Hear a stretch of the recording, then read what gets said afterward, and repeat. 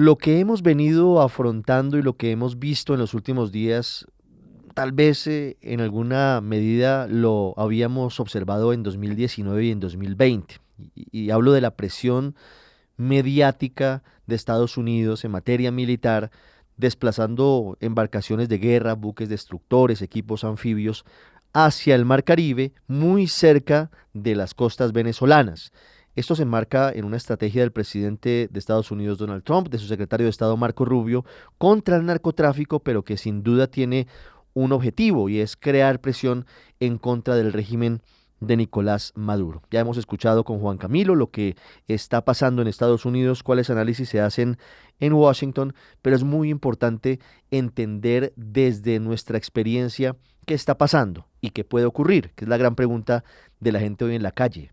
¿Estados Unidos se atrevería a adelantar una intervención militar en Venezuela? Esa es la gran pregunta que tiene hoy la gente en las calles. Y por eso he querido invitar hoy a El Radar a un hombre que conoce mucho la historia, la situación de Venezuela. Es Ronald Rodríguez, investigador, vocero y uno de los directivos del Observatorio de Venezuela de la Universidad del Rosario en Bogotá. Ronald, bienvenido y gracias por estar con nosotros. Ricardo, gracias por la invitación. ¿Cómo podemos entender el despliegue militar reciente de Estados Unidos en el Mar Caribe, el aumento de la recompensa por Nicolás Maduro y una narrativa que pareciera reforzar el cerco estadounidense o la presión estadounidense en contra del régimen de Venezuela?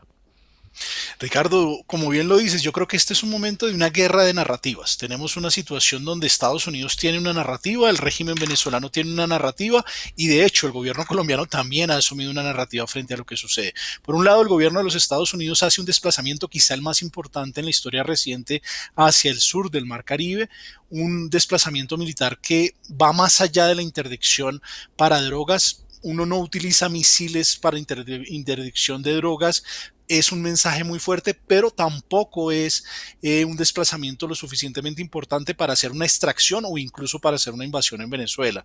Es más una lógica de discurso que además es muy llamativo que los que suelen hacer las declaraciones más fuertes contra Nicolás Maduro, incluso catalogarlo como criminal, son la secretaria de Justicia, la secretaria de Prensa y el secretario de Estado, pero el propio Donald Trump, que no siempre suele ser una persona moderada, en este caso guarda particular prudencia. Del otro lado tenemos a Nicolás Maduro que aprovecha este espacio y este escenario para hacer una lógica de movilización y un discurso que politiza la sociedad venezolana después del fraude electoral del año pasado, que ya tiene una dinámica de dictadura e incluso aprovechó, lo veíamos el fin de semana pasado, cómo el régimen obligaba a las personas a ir a inscribirse en la milicia. Recordemos que esta es una táctica de la revolución bolivariana que lo ha hecho con el decreto Obama, lo hizo con las cajas CLAP, lo hizo con el carnet de la patria, donde el ciudadano que no se inscriba en uno de estos ejercicios pues tiene menos acceso a medicamentos o incluso a los servicios del Estado, a poder sacar un pasaporte, renovar un documento o tener una interacción con el Estado. Entonces es una lógica de narrativas donde los dos están sacando beneficio. Del lado de los Estados Unidos, claramente esto mejora la posición del presidente de los Estados Unidos con la comunidad latina, con los latinos republicanos que votaron por él, pero que están decepcionados por toda la lógica de persecución migratoria. Y al régimen venezolano le sirve para continuar con esta lógica de represión y persecución y presentarse como, nuevamente, y tú lo señalabas muy bien, esa confrontación que se dio en 2019-2020, donde hoy Nicolás Maduro dice derrotamos a los que pretendían poner sus pies sobre Venezuela y hoy nuevamente se pone en esa lógica. Tristemente hay que decirlo, el gobierno colombiano termina repitiendo y haciéndole de eco de resonancia a las narrativas del régimen venezolano, lo cual es muy preocupante ahora que en septiembre lo más seguro Colombia sea desertificada. Pareciera que el presidente Petro busca un escenario en el cual tener un discurso antiamericano ante una situación de no haber podido manejar la relación con los Estados Unidos. Es muy interesante, Ronald, la forma en la que usted divide esto en tres guerras de narrativas distintas por los países involucrados. Y yo quiero preguntarle inicialmente por Estados Unidos. Usted dice, claro, han sido muy vocales la secretaria de Justicia, la fiscal general de Estados Unidos, el secretario de Estado Marco Rubio, pero el presidente Trump ha sido muy prudente, eh, entendiendo que es impredecible lo que pueda pasar, teniendo en cuenta las experiencias anteriores. Quiero decir, exitosas, fallidas e intentos. Hablo, por ejemplo, de la extracción de Manuel Antonio Noriega de Panamá a finales de los 80. Hablo de Granada antes, que fue un fracaso militar para Estados Unidos en el Caribe. Y hablando del intento de 2020, cuando también hubo un despliegue militar estadounidense en menor escala, pero lo hubo, ¿qué puede pasar? ¿Hacia dónde puede ir Estados Unidos más allá de la narrativa con esta estrategia que está implementando en las últimas semanas? Pues en efecto, Ricardo, una de las características que tenemos sobre la mesa es que en este momento los Estados Unidos han hecho una presencia en el Mar Caribe, pero la preocupación de los venezolanos ni siquiera es el Mar Caribe. Realmente el punto más flaco de la defensa venezolana siempre va a ser la frontera con Colombia, los 2.219 kilómetros, que es muy difícil de dominar porque va desde el desierto hasta la selva, pasando por la montaña. Se han hecho algunos pronunciamientos en esta dirección. Si uno tratara de entender cuál puede ser el modus operandi de Estados Unidos y si finalmente el presidente Donald Trump va a tomar la decisión de llevar a cabo, qué sé yo, una extracción de alguno de los líderes representativos de la revolución bolivariana o incluso apalancarse y cometer una dinámica de ingresar a territorio venezolano y tratar de generar un escenario que dé lugar a una transición o un retorno a la democracia, es bastante difícil de saberlo. Primero, por el propio presidente de los Estados Unidos.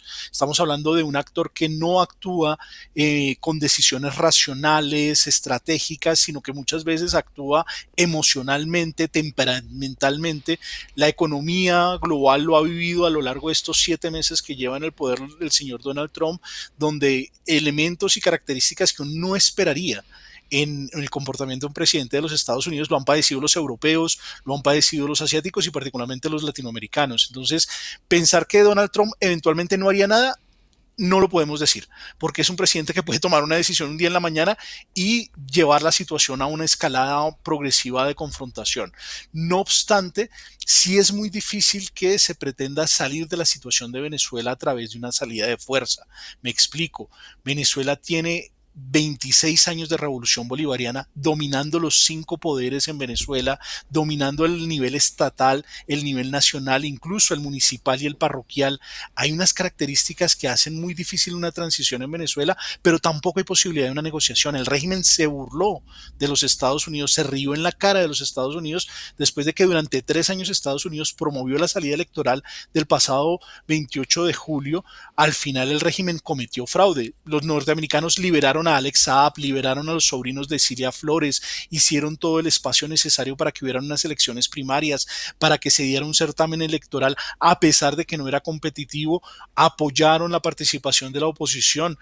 No obstante, el régimen decide decantarse por el fraude electoral. En este momento no hay nada que nos permita facilitar una negociación entre los Estados Unidos y Venezuela para el retorno a la democracia en el hermano país, y esta presión que se pone sobre la mesa, queda la duda de qué tan factible es que Donald Trump tome la decisión de hacerlo. Recordemos que en el pasado Estados Unidos ya ha tomado decisiones de hacer invasiones unilaterales con pésimos resultados. Irak se toma a partir de una información falsa de supuestas armas de destrucción masiva en el régimen de Saddam Hussein, y el resultado fue una prolongada guerra que sacrificó la vida de miles de soldados norteamericanos y que al final significó también una derrota simbólica para los Estados Unidos. Sí, ahora le pregunto por Venezuela, por lo que hay más allá de la guerra de narrativas de la que usted nos habla, Ronald. ¿Qué puede pasar? Porque digamos que una de las características del régimen de Venezuela, evidente y claramente ya no es una democracia hace mucho tiempo, hasta el 28 de julio del año pasado, intentaban ponerse una careta de democracia porque había elecciones. Yo creo que eso ya está claro que no es una democracia, por supuesto, hace mucho rato. Pero han aprendido a vivir en el caos y han aprendido a vivir en la crisis, y logran sobreponerse cada vez que están bajo presión. ¿Qué pasaría con Venezuela si Estados Unidos al final no interviene? Es decir, esto no terminaría siendo contraproducente y no terminaría atornillando a Nicolás Maduro y al régimen aún más en el poder. Sin lugar a duda, Ricardo, Venezuela es una dictadura desde el 1 de mayo de 2017, cuando crean esa Asamblea Nacional Constituyente y le usurpan el poder al Parlamento, que estaba en manos de la oposición. Las elecciones de 2018 en muchos países, entre ellos Colombia, no las reconocieron. lo que sucedió con el fraude lo único que hizo fue consolidar la dictadura. Estamos hablando de una dictadura que hoy se mantiene en el poder sin el apoyo popular a partir del uso excesivo del aparato represor, incluso llevando ese aparato represor contra sus antiguos aliados. Hoy tenemos varios líderes de la revolución bolivariana que huyen del régimen de Nicolás Maduro porque el solo disenso, la sola duda es motivo de persecución en el caso de Venezuela.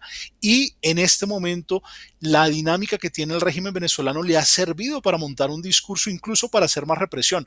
Esta lista a la cual se empadronaron a la milicia, a los ciudadanos venezolanos, esa es una dinámica de persecución que utiliza la revolución bolivariana para segmentar políticamente a la población, y aquellos que no hayan firmado muy seguramente van a ser víctimas de acoso, incluso de el bloqueo a servicios básicos en Venezuela. Entonces, si no llega a suceder nada, si esto queda simplemente en el traslado de tropas, vamos a tener a un Nicolás Maduro que va a tener un discurso que va a repetir y va a decir que nuevamente triunfó la revolución bolivariana, y lo sabemos, el régimen se ha encargado de trasladar el costo que tiene la confrontación internacional a sus ciudadanos. No en balde Venezuela ha perdido el 27% de su población. Hoy Venezuela tiene la población que debería tener en 2009-2010, es decir, anterior al último censo que se realizó en el hermano país. La situación es muy lamentable porque tristemente Nicolás Maduro es un muy mal presidente, un muy mal gobernante, pero un efectivo sátrapa, un efectivo dictador. Ronald, antes de preguntarle por Colombia, eh, quiero su opinión sobre lo que está pasando con algunos dirigentes políticos que conocimos siendo opositores, primero a Hugo Chávez y luego a Nicolás Maduro y al régimen, que han venido moderando sus posiciones, que siguen en Venezuela. Algunos de ellos incluso han recibido migajas de poder en la Asamblea Nacional. Y le hablo particularmente de Enrique Capriles, un hombre que fue candidato presidencial 2 veces, que estuvo cerca de ganarle a Nicolás Maduro y a Hugo Chávez en su última elección antes de su fallecimiento, y que en los últimos días ha sorprendido porque, tratando de explicar a medios internacionales lo que está pasando en Venezuela, ha llegado a unos puntos que son muy particulares, entre ellos, por ejemplo, decir que él no conoce ningún elemento que vincule a la cúpula madurista con el cartel de los soles. Y algunos interpretan eso como una defensa del régimen. ¿Cómo se puede analizar lo que está pasando con Capriles y con otras personas, dirigentes políticas que conocimos opositoras y que hoy parecieran estar muy tibias y en algunos casos incluso cercanas o respaldando al régimen de Nicolás Maduro? Sí, sin lugar a duda estos discursos complacientes hacen dudar de si se mantienen en la oposición o si por el contrario se han plegado y hoy son oposición colaboracionista. El caso de Capriles es muy llamativo porque Enrique Capriles, como bien lo señalas, es quizá el líder político de oposición con más capital propio, no solamente el capital general de la oposición venezolana, sino con capital propio que le permite incluso llegar a la Asamblea Nacional, porque en la última elección ingresa a la Asamblea Nacional a pesar de los bajos niveles de participación de la oposición. Él logra quedarse con un escaño. Yo espero que sea parte de una estrategia de supervivencia política que además es comprensible en un régimen que persigue y proscribe a sus opositores. María Corina Machado hoy vive escondida precisamente por las dinámicas de persecución. Otros líderes de la oposición han sido torturados, llevados a las cárceles, pasado periodos muy prolongados. El propio Leopoldo López pasó más de 2 años preso, y uno podría pensar que es algún tipo de estrategia que en política se suele llegar a hacer. Lo que sí es, digamos, es una estrategia que adolece de moral, porque cuando hay un pueblo que es perseguido por un régimen, el propio Capriles tiene discursos diciendo y señalando al régimen como narcotraficante, y hoy tratar de desdecirse no deja de ser una contradicción que confunde a un pueblo que necesita una voz opositora, que necesita orientación en medio de una de las peores represiones, porque no podemos olvidar que este último año, particularmente después del fraude electoral, es cuando el régimen venezolano ha desencadenado toda una red de persecución hacia los ciudadanos, donde cualquiera que muestre disenso, aquel que en su teléfono tenga un mensaje de WhatsApp a su familia diciendo cualquier cosa del régimen, es detenido por autoridad y puede ser víctima de violación de derechos humanos. Entonces, esperemos que sea parte de una estrategia. De lo contrario, creo que la figura de Enrique Capriles es una de las figuras que lamentablemente cayó dentro de la lógica de la convivencia de la revolución bolivariana, que hay que decirlo, no son pocos. Hay muchos líderes de la oposición que se han convertido al chavismo, pero también hay que decir, hay líderes del chavismo que hoy son Eso opositores. también es cierto. Ronald, quiero hacerle una última pregunta sobre lo que viene más allá de la guerra de las narrativas. Y le pregunto sobre Colombia, porque el presidente Gustavo Petro se ha convertido en estas últimas semanas en uno de los más cercanos aliados a Nicolás Maduro. Por ejemplo, dice que el cartel de los soles no existe. Por ejemplo, responde aceptando una orden para movilizar tropas hacia el Catatumbo, respondiendo a la ofensiva estadounidense en el Mar Caribe. Eh, y todo esto enmarcado dentro de lo que usted nos señalaba. Estamos muy cerca de saber si Colombia es certificada o no es certificada en materia de lucha antidrogas.